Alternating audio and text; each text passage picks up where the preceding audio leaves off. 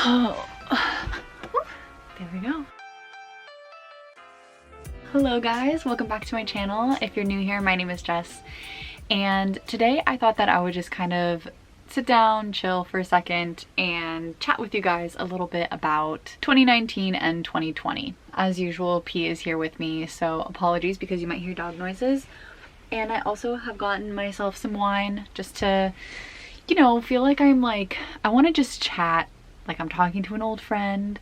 I feel like I just don't do that all that often. So thought I would just chat, talk with you guys. And this week is Thanksgiving week. So something that I did not get to do this year was see my family. And normally I try to, but last year I didn't because I don't know, I think it was just easier to stay in Los Angeles. I had just moved and I was going back and forth, like moving things, and I had a concert that I still had in San Diego, things like that. So I didn't do it. And this year, because of COVID, it just didn't really seem right. So I just didn't get a chance to go. But in addition to being thankful for a lot of the things that I have, I also kind of use it as a time to really reflect on what the last year has brought me. And rather than reflecting just on the last year, I want to reflect on the last 2 years. Just because last year I wasn't really in the right headspace to reflect. I had a lot going on and yeah, it was just really tough for me. So I thought, you know, let's use this time to just think about all the things that have happened in the past 2 years and really see where I've come. So I took a couple of notes. So if I am looking at my phone, it's probably because I'm referencing what I wrote down, just because I tend to ramble and I don't want to get completely off topic either. Starting with 2019, I don't know if everybody felt this way, but I definitely did. And I've seen memes and things like that too that have said similar things, where 2019 felt like absolute chaos. We all know, of course, that 2020 was crazy and it remains ridiculous. I mean, just today we got a stay-at-home order in Los Angeles, but my 2019 was just all over the place. And that's for so many reasons. I had moved several times. I had a roommate that was not that great. I lost a close friend. There's just so many things that happened. So I'll just kind of get into why it was absolute chaos for me. So the first thing was that I moved a handful of times. So back in 2018, I had moved into an apartment, but after that I moved to another apartment in 2019, and then to my mom's house, and then to Los Angeles. So I moved 3 times in 1 year, and it was absolutely hectic for me. By February of 2019, I already had P, and that was the month that I got him.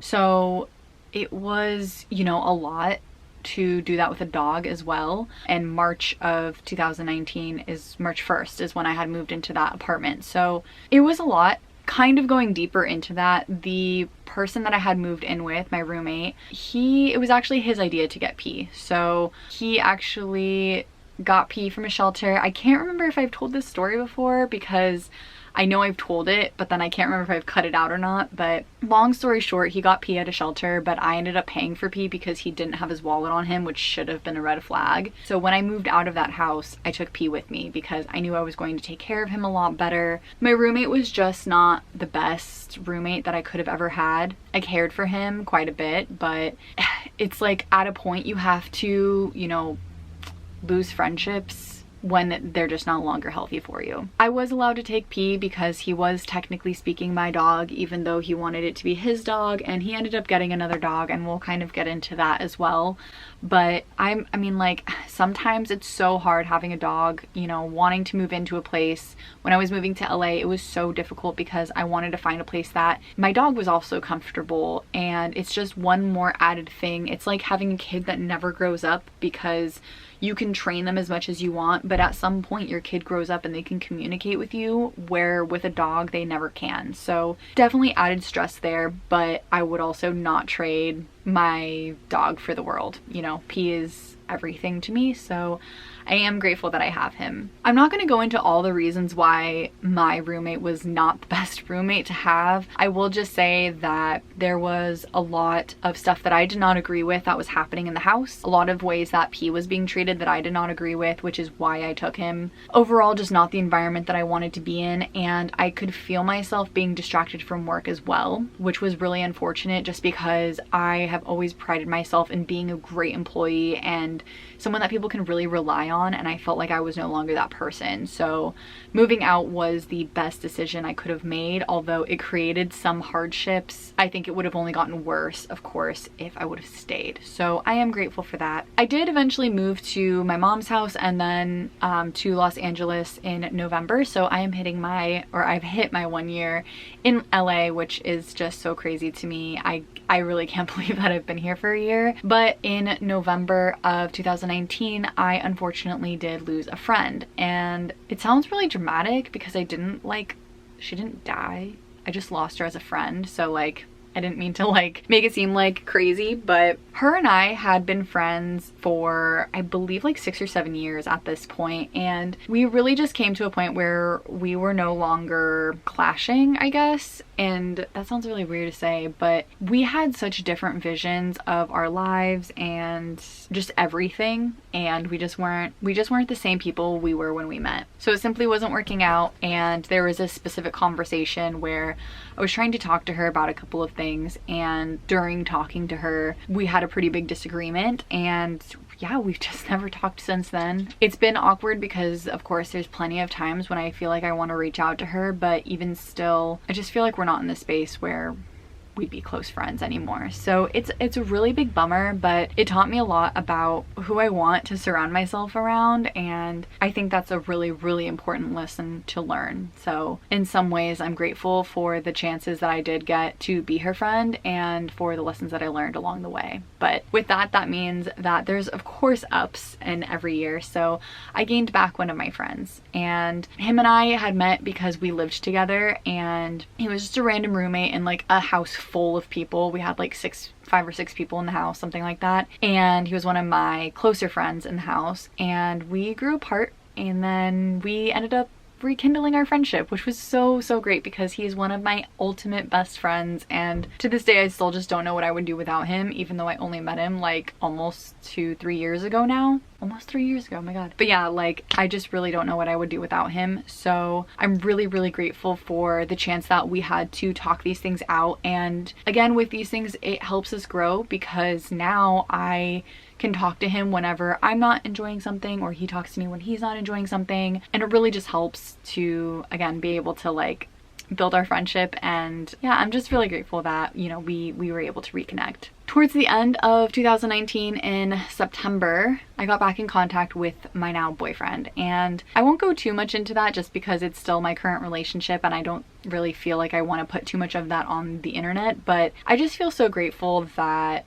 we were both in the space to give each other another shot, and we're where we're at right now. So I'm just ultimately grateful for that, of course. Part of that meant that I moved to LA. I wanted to be closer to him, and a job opportunity came up, which meant that moving to LA just made sense. So I moved to LA, and it really showed me that I could really change up my life and people are willing to give opportunities. I found a roommate who was happy to take in my dog, was comfortable with my current situation, with the fact that I worked from home at the time, and all of these things that I was so nervous and thought that my only option would be to find my own apartment. But finding a roommate here made things a lot cheaper, and she's really great. And so, you know, of course we always have frustrations when we have roommates just because you're living with somebody, but ultimately I'm really thankful that I found the place that I'm in and that I've been here for a year, because as I was saying, for that year I had moved 3 times, so it's nice to just like stay put somewhere and just to chill out for a little bit and feel like you're relaxing. And the last thing that happened in 2019 that I think I should kind of cover is that my sister moved to Washington State, which was such a crazy move for me, mostly because I myself lived in Seattle for about 6 years. So then for me to come back down and then she went up, I was like, my sister's gone. But I know that she is so much happier there, and my niece is happy there, and it also gives me a reason to go back up to Washington because I absolutely love the state. So in some ways it's such a bummer because I love my sister, but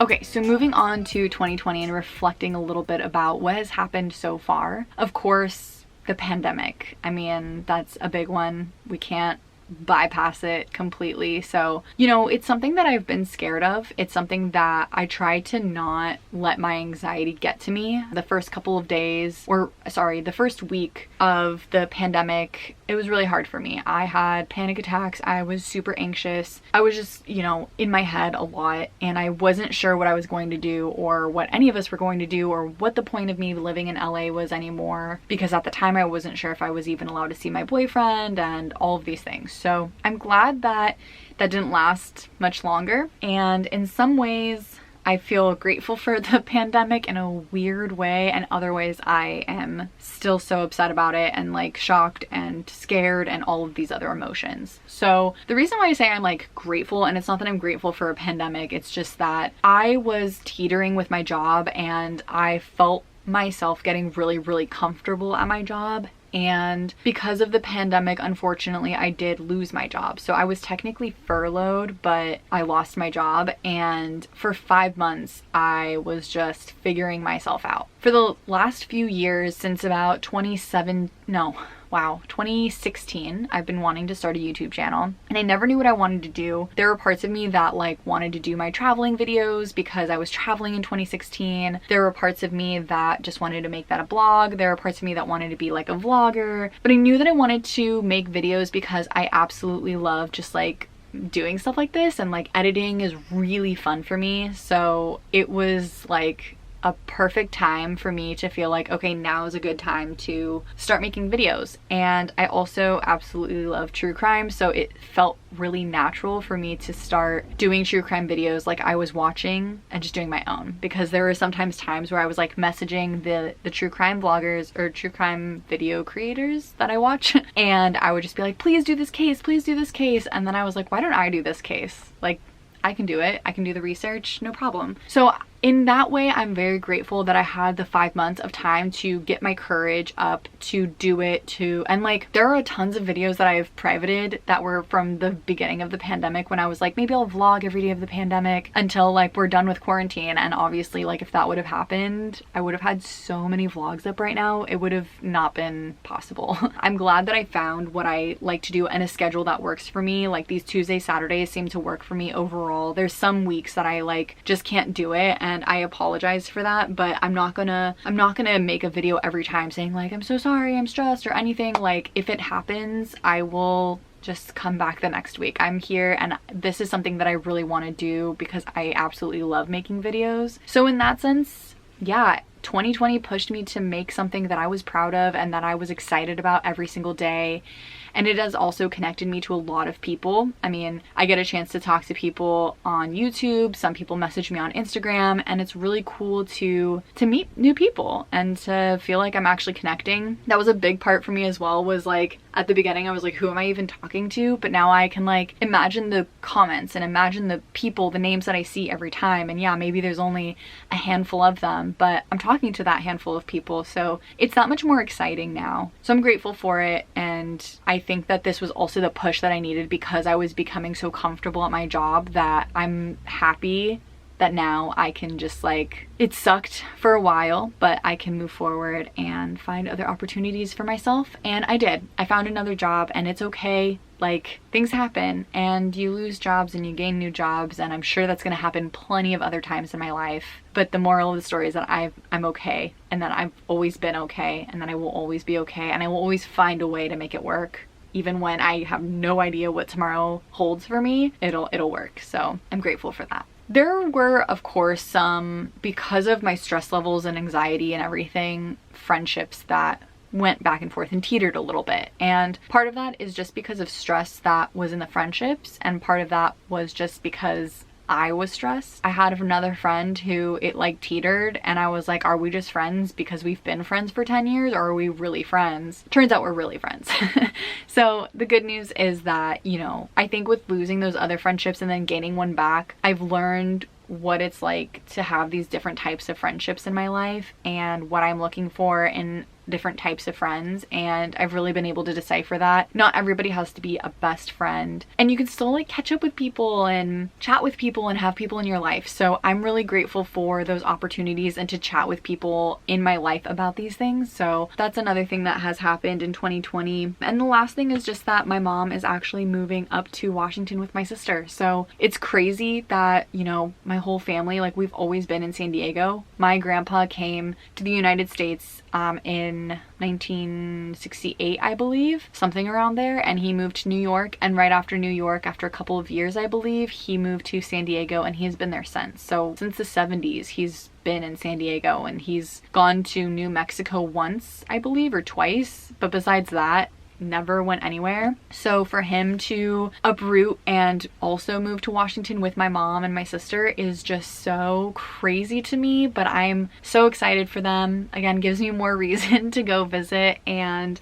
it's also obviously going to be a bummer not having them here, but of course I'll always have a piece of home in California because this is where I grew up and this is like my stomping grounds in my neighborhood. I'm grateful that they have a really cool situation and they get a chance to all live together in a beautiful place, and I think they're going to absolutely love it. So I'm really excited for them. I'm editing right now and I realized that I like kind of forgot a part of what I was trying to even talk about, but unfortunately the roommate that I had in 2019 did pass, and it was a really hard time for me because at the time I really did not want to talk to that person ever again. I had him blocked on everything, and it was like one of those situations where I was like, I never want to talk to this person again. I mentioned the dog earlier that I took pee, so he got another dog. And in that sense, it broke my heart that this other dog now didn't have his owner, or her owner, I think it was a girl. But I was also grateful that I had the chance to take pee. So that was something else that I feel like I still need to fully comprehend, just because it's so weird to feel like someone that you knew so close, like I cared for this person a lot. It was not a healthy situation whatsoever. And yeah, we just like really did not like each other by the time that we were moving out. And it was also just weird because so much of my stuff was still at the house. Like all my furniture, I left it because he couldn't get his own, and I knew that I would be able to get my own. So it's just so weird to me still. I don't know.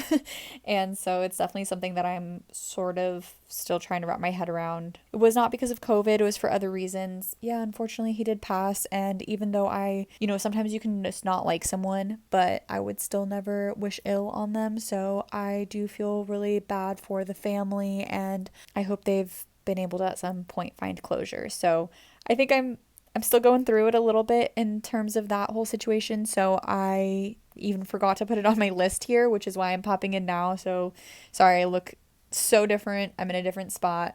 My hair's all crazy, but I just wanted to throw that one in there and like say it properly too, because my emotions, like I don't know how to show emotion about this situation. So that's why it's not like I'm not acting sad, because I don't know how to act. So it's just weird. But anyway, just wanted to throw that one in there as well. And I can't remember if I already said this, but he passed in April and I found out in May. So it was just another thing that seemed to happen amidst all the 2020 craziness. So yeah. Okay, back to the video. Overall, these are like the big things that have happened over the last 2 years, and across all of it, there's been, of course, like stress, anxiety, all of these other emotions that come up, but there's also been a lot of love and thankfulness and excitement and creativity and these other beautiful things that have happened along the way. And I really like to reflect because that's exactly what life feels like to me. There are just so many things that go on and we can't ever predict what's going to happen. We kind of just have to roll with the punches, and I feel like that's been like the motto of 2020. That's what it's been about. I think I'm in that mode of like, I wouldn't change it for the world. And I really am grateful for all of the things that I've learned, even like bad situations that I've been in the last 2 years. It's like I'm so grateful that I've learned so much from those situations, and that now I don't know, I've just grown. I've grown a lot, and it's just really cool. I started seeing my therapist again because he offers tele sessions or whatever, basically like FaceTime sessions. Anyway, and he was just saying that like he can see the growth in the way that I think, and it's just really cool to see in myself, for me internally and just purely for myself. It's really fun to feel too. So one thing that I really absolutely love to do is journal. And if you don't journal, I highly recommend it. It doesn't have to be like a dear diary, this is what happened today. It's really just a place for thoughts that you can be truthfully yourself and just be with yourself and just like say like, I really hated this even though I know I shouldn't hate it. But I feel like it really has helped me become a lot more self-aware. It's just been a crazy 2 years, and in some ways, even though 2020 has of course been the craziest that I think any of us have gone through, it feels a lot more mild than 2019. So I'm grateful for the experiences that I've had and the things I've learned, and for where I'm at now. And I'm really extremely thankful for each and every one of you. Yeah, I don't know. It's just like I've wanted this for so long, and I wanted to like get the courage to do things like this for so long, and now I get a chance to, and it's really awesome, and I'm really thankful for it. So thank you guys as well for being here and for watching and commenting and just like interacting. Like that's my favorite part about it, is interacting with you guys. So I really appreciate it. That's all I got for today. I want to just thank you guys again so much for watching. If you are new, subscribe if you want to. On Saturdays I have something a little more like this where I'm a little bit more chill, and on Tuesdays I talk about true crime. So hopefully you like one of those things. Otherwise, I'm gonna go finish my glass of wine because I drink like none of it. Cheers. I hope you all have a good night, and I'll see you on Tuesday. Bye.